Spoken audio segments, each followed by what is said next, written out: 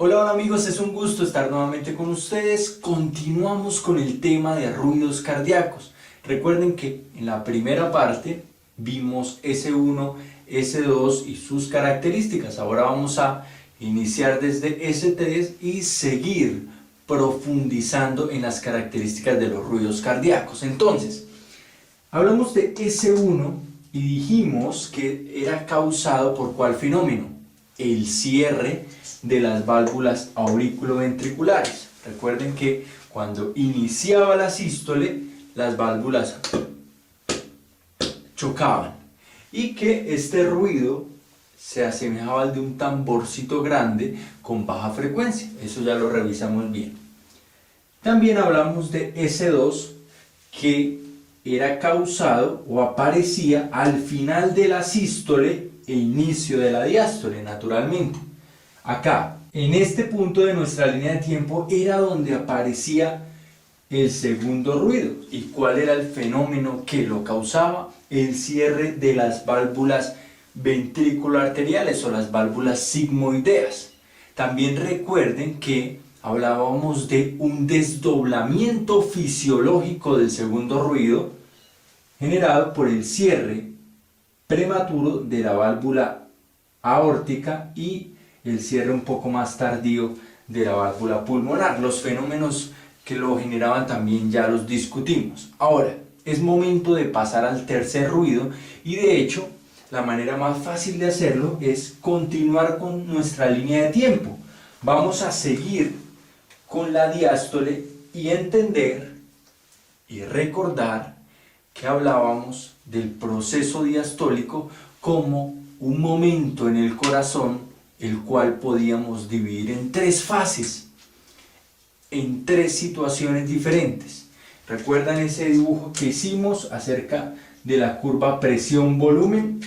En la primera parte de la diástole se generaba un llenado rápido, ¿verdad? Una fase de llenado rápido.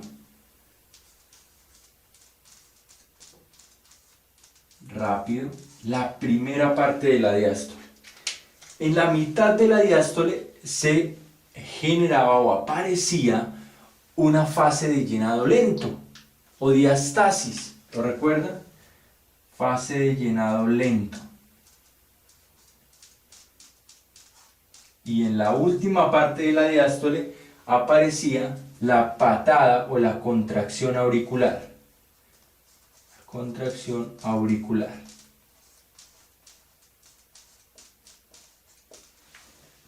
Esta fase de llenado rápido era simplemente porque descendía o disminuía la presión dentro de los ventrículos, se abrían las válvulas auriculoventriculares y toda la sangre que se había acumulado tanto del sistema venoso de las cavas, a través de las cavas, como el sistema venoso a través de las venas pulmonares rápidamente bajaba. Rápidamente llegaba al ventrículo porque había un proceso pequeño de succión. No era pasivo, este momento no es pasivo. Las características del corazón hacen que su diástole genere un poco de succión y esa sangre baje rápidamente. Bien, muy fácil. Ahora, la fase de llenado lento era en la cual como que la marea bajaba, ya esa succión disminuía y solamente por el proceso normal de circulación la sangre continuaba cayendo dentro de los ventrículos, pero no con mucha potencia.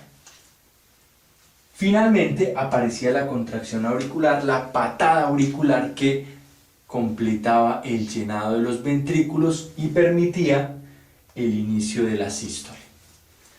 Recuerden que en el tiempo se dice que la sístole es un tercio de la totalidad del ciclo cardíaco. Dividimos el ciclo cardíaco en tres pedacitos, es decir, este ciclo desde el inicio de la sístole hasta el inicio de la siguiente sístole. Un tercio de este periodo corresponde a la sístole y 2/3 corresponden a la diástole. 33% del periodo corresponde a la sístole, 66% corresponde a la diástole. Bien, para que tengamos una idea de la duración, de las características de la duración. El doble es doblemente más larga la diástole, naturalmente para permitirnos llenar los ventrículos y hacer una expulsión de sangre más efectiva.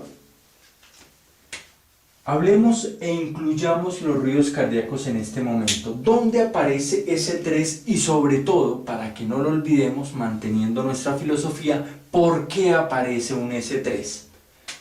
Antes mencionar que al final de la clase de la clase anterior, les dije que un S3 podía llegar a ser fisiológico y se ha encontrado en corazones y pacientes normales, sobre todo en personas jóvenes, menores de 40, 30 años, pueden presentar un S3 y estar en una condición fisiológica sin ningún tipo de anormalidad. También recuerden que el S4 se ha encontrado en condiciones fisiológicas sin ninguna cardiopatía en pacientes mayores de 50 años. No quiere decir que sea en todos los pacientes normal la presencia de un S4 o de un S3, pero es una de las posibilidades para que lo tengamos en cuenta. El S3, les voy a decir, ocurre entre la fase de llenado rápido y la fase de llenado lento, más o menos acá. No digamos que al inicio de la diástole, no exactamente al inicio de la diástole, pero un poco después del inicio de la misma. Tampoco podríamos decir que en la mitad de la diástole, un poquito entre la fase de llenado rápido y la fase de llenado lento. Entonces, supongan este es mi S3. La pregunta es ¿por qué se genera un sonido? Y de hecho nos podemos ayudar comprendiendo por qué este S3 puede llegar a ser normal en un paciente joven. ¿Por qué un niño podría tener un S3? Un joven, un adolescente, ¿por qué podría tener un S3? Fíjense a esta razón bien interesante. Básicamente nos podemos encontrar con un S3 cuando exista un incremento en el volumen de sangre que pasa desde las aurículas a los ventrículos cuando durante la fase de llenado rápido. Recuerden que en la fase de llenado rápido esperamos que gran cantidad de sangre ingrese a los ventrículos. Pero si por algún motivo incrementamos ese volumen de sangre que estaba ahí en la aurícula esperando para descender, pues se va a generar un flujo turbulento que de hecho se va a transmitir a través de las paredes de los ventrículos. El flujo turbulento hace que la pared del ventrículo como que tiemble un poco y esto se pueda analizar y determinar a través de un sonido, como un tamborcito, pero que es generado por ese flujo. Veamos gráficamente cómo ocurre.